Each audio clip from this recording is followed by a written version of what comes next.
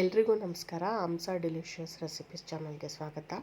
ಇವತ್ತಿನ ವಿಡಿಯೋದಲ್ಲಿ ಒಡೆದೋಗಿರುವಂಥ ಹಾಲನ್ನ ಬಳಸ್ಕೊಂಡು ಒಂದು ಸ್ವೀಟ್ ರೆಸಿಪಿ ಮಾಡೋದು ಹೇಗೆ ಅಂತ ನೋಡೋಣ.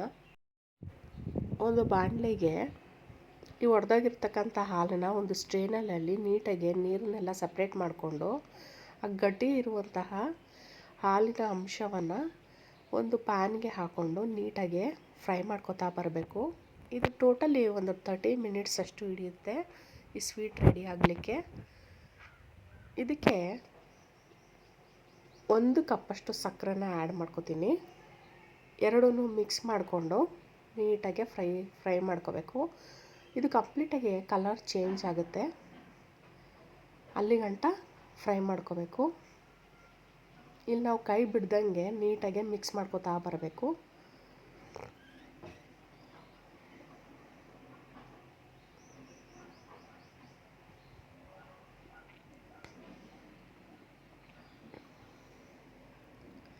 ಪೂರ್ತಿ ಆ ನೀರೆಲ್ಲ ಕಂಪ್ಲೀಟಾಗಿ ಡ್ರೈ ಆಗೋ ಗಂಟ ಫ್ರೈ ಮಾಡ್ಕೋತಾ ಬರಬೇಕು.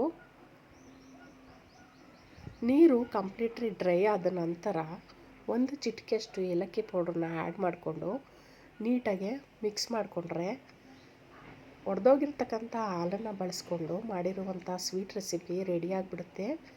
ಖಂಡಿತವಾಗ್ಲೂ ಈ ಸ್ವೀಟು ತುಂಬಾ ರುಚಿಯಾಗಿರುತ್ತೆ. ಒಮ್ಮೆ ಆದರೂ ನಿಮ್ಮ ಮನೆಗಳಲ್ಲಿ ಟ್ರೈ ಮಾಡಿ ನೋಡಿ.